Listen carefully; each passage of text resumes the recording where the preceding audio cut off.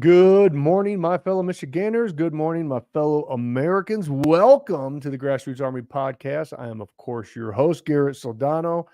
And right off the press, we're going to show a video of our AG, Dana Nessel, filing murder charges against a 25-year veteran trooper who unfortunately struck a suspect wanted on multiple warrants. And so I'm going to show you her little video that she put out announcing that she was filing murder charges against this trooper.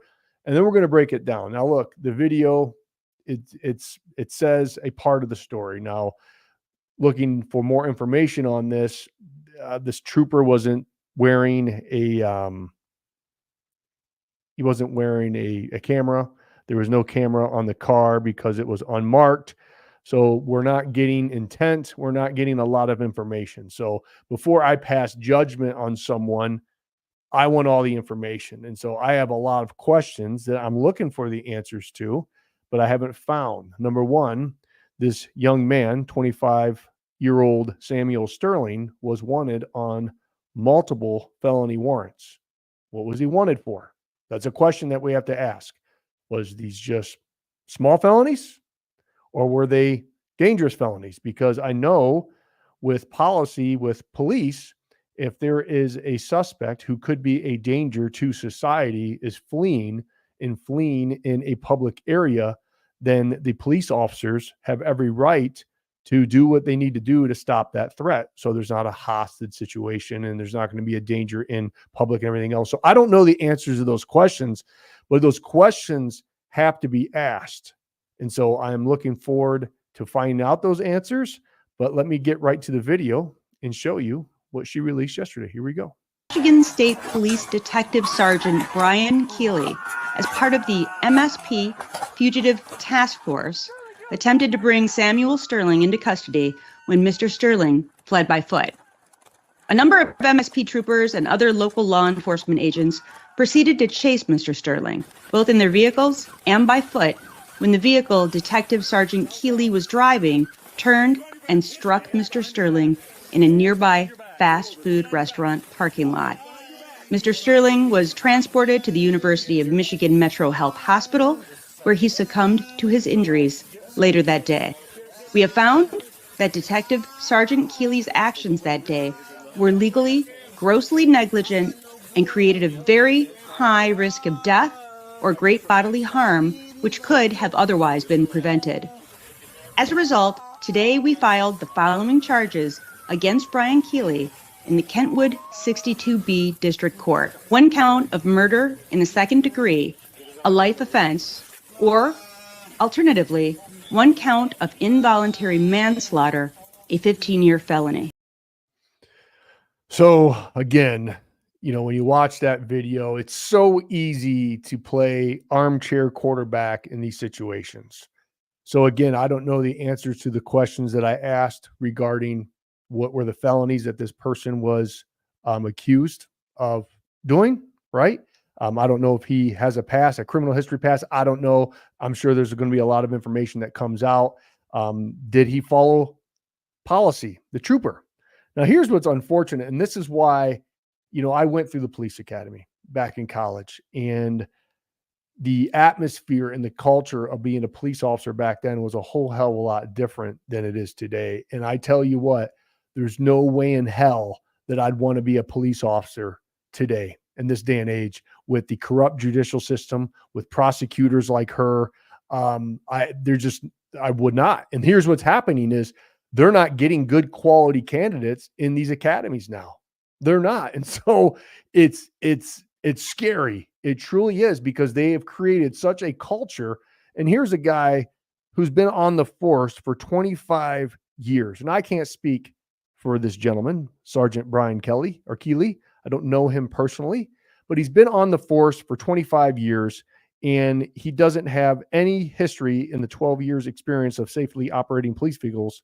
He doesn't have one single at-fault accident in the performance of his duties. So again, there's no body camera. I don't know the mindset of the trooper. I can't answer any of those questions, unfortunately. But here we have an attorney general in the state of Michigan who's going to throw the book at a veteran police officer, 25-year veteran trooper.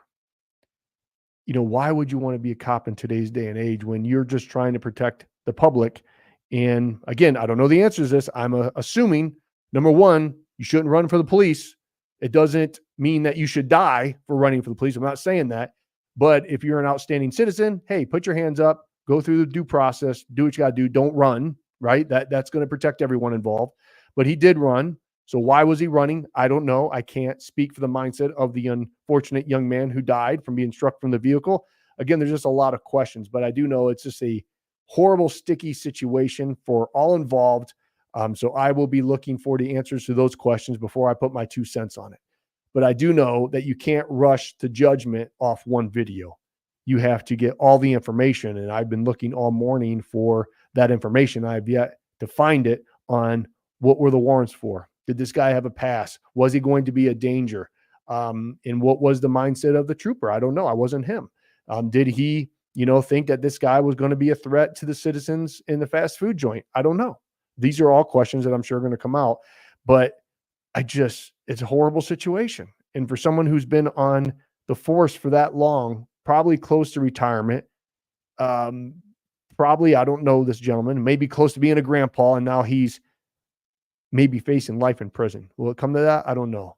But any jail time, any prison time, horrible. But I'll play devil's advocate. Let's say this guy had some weak felonies and this trooper ran him down for no reason. I mean, that's a different scenario, right? So again, I'm not going to rush to judgment on anything. I'm just going to be like you, waiting for the answers to those questions. But it's unfortunate that these things are happening, and we have these prosecutors and these AGs who are trying to make a name for themselves, and just it's the double standard with things. Like, they're not going to really pursue and make video announcements off all the illegal immigrants that are killing people. They're not going to come out and talk about all the burglaries that are happening now throughout the state of Michigan, or especially on the east side, to the wealthy neighborhoods that all these gangs are attacking, right?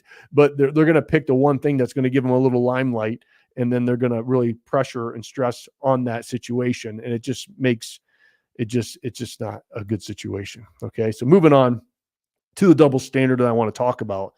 Do you remember, of course you all do. Do you guys all remember in 2020 how they were vandalizing everything? They were tearing down our statues.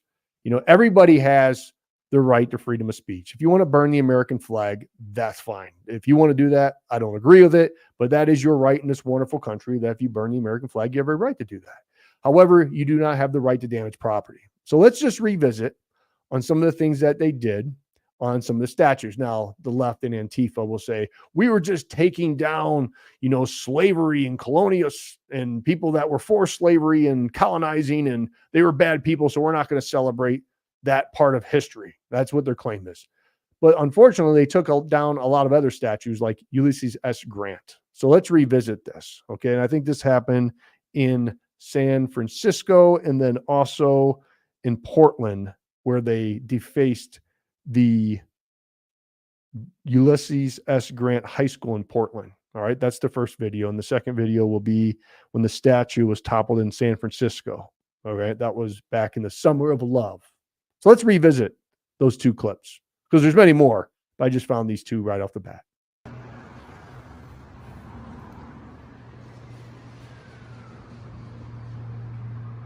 This is the high school where Antifa defaced Ulysses S. Grant High School in Portland, okay? Were criminal charges filed against these folks? Did they find them? Did the FBI raid their homes? I don't think they did.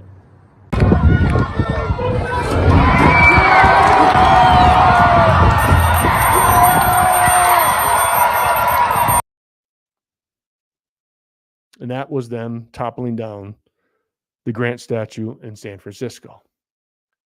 Now, here's my question. Were any of those folks charged with defacing felonies, anything, defacing property felonies, misdemeanor? I don't know. Were they? I don't think they were, because this happened all throughout the country. And we all had to sit back and take it and say, well, yeah, people are frustrated because of, the Floyd deal, and they're just getting their anger out when they're peacefully protesting, and it's okay because it's healthy to protest at the time, but you were supposed to be in lockdowns, on and on and on with the clown show, right? So we all had to sit back and take it as they were demolishing and canceling our history, right? So now let's fast forward to today, where they throw a hissy fit when somebody burns out rubber on a pride mural in St. Petersburg, Florida. Here we go. They're searching for the driver caught doing donuts, damaging the Progressive Pride street mural. Just after 2:40 Wednesday morning, a vehicle is caught on a security camera doing donuts, damaging a Pride mural on Central Avenue in St. Petersburg. Tire marks still visible on the street. My reaction is disappointment, not surprise. I think anytime we're in a situation where we have public displays of pride, our authentic selves, people are going to have a reaction to it. Dr. Byron Green Collish is president of St. Pete Pride. He feels someone targeted the mural. He says the mural is visual representation that everyone is welcomed here. The mural is really a public love letter to the residents of St. Pete. Being able to collaborate with the city and other pride organizations here in the city really feels like love and home. St. Pete police say over the past week, 2 different vehicles have left tire marks on the mural. One where a driver accelerated on Friday, May 17th at around 9:30 in the morning. The second incident, that vehicle doing donuts. Officers do not believe the 2 cases are connected. Mayor Ken Welch posted on Instagram saying, in light of the recent vandalism targeting the Progressive Pride flag mural, there is no place for hate in St. Petersburg. St. Pete police say the person responsible faces a criminal mischief felony charge since it will cost the city $1,100 to restore the mural in time for Pride Month festivities. A massive thank you to the city and being able to jump into action as quickly as they did. Anyone with any information regarding the driver in the blue vehicle? Where do I even begin with this? All right. Oh, it's our clown country, unfortunately. So the St. Pete Pride president, he is disappointed but not surprised, because that is a visual representation that everyone is welcome here. No, anyone that supports you is welcome. Anyone that doesn't support your cult is not welcome. Okay. I tell you what, if you want to see some reasonable folks, follow Gays Against Groomers. Okay. Follow them. They're on X, they're on Instagram. They're constantly fighting this narrative of what this cult has become. They're very upset at what the LGBT community has evolved into, and they have been standing up throughout the country. But again, here we are having a double standard yet again. All right. Somebody did some donuts on a pride flag, and we are going to find out who they are. And we're going to charge them with felonies. But during our country over the past 4 years, you have defaced buildings, you have taken over buildings, you have taken down statues, you have burned cities, right?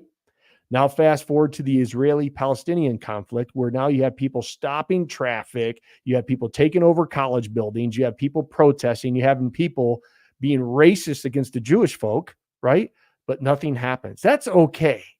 Again, I'm not saying the people who did burnouts on the Pride mural are right. I don't think you should deface any property. Where I have a problem with is the double standard. You're willing, and they're probably kids, who knows? I can't speak for them because I don't know who they are, but they're probably kids, frustrated. Because why? Because this stuff is being force-fed down their throats, and they have to continue to take it. So the whole community of the LGBTQ plus community has evolved into people despising them because they're forcing their beliefs. I remember back when it was started back in, the 90s, the gay parades and stuff, but they weren't just about, being accepted, and they were standing up. It didn't evolve into the craziness that you see today. And the craziness I want to show you is why people are so upset with this community, because what they're doing in front of these kids is not right. So let me just flash back to last year on some of the things. And this is all the stuff that we're going to be able to look forward to here in June as Pride Month gets on full force, a whole month of it, right? Not just a day. We need a whole month to celebrate us. Unbelievable. Here we go.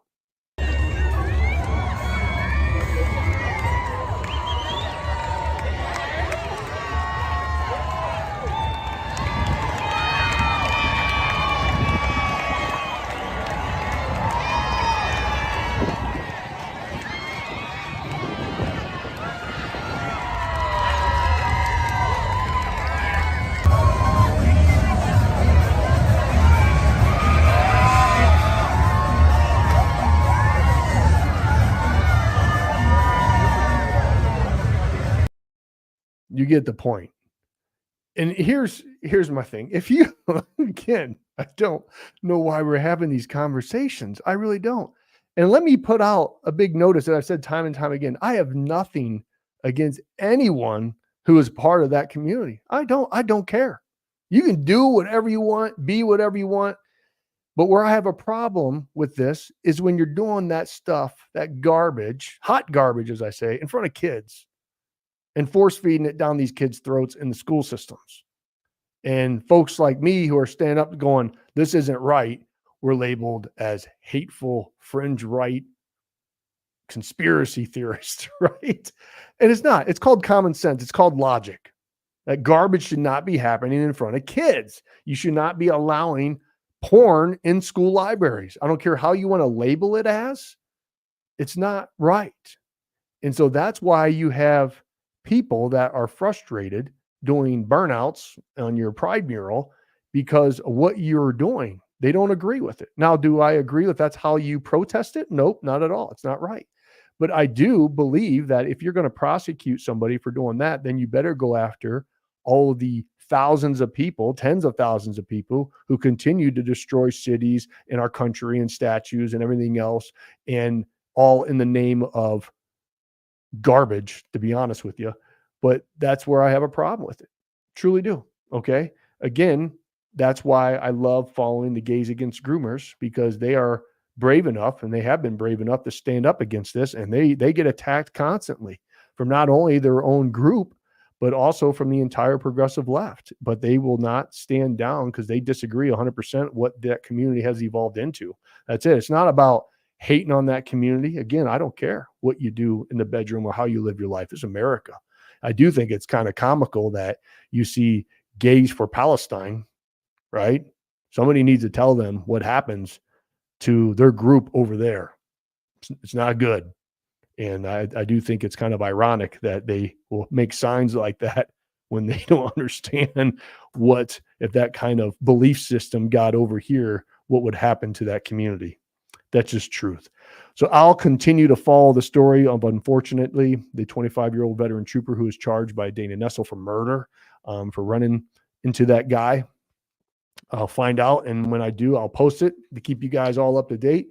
But again, it just continues to keep going. It's going to be an interesting several months before this election. That is for sure. So I'll keep doing my part to give you up-to-date, accurate, and truthful information.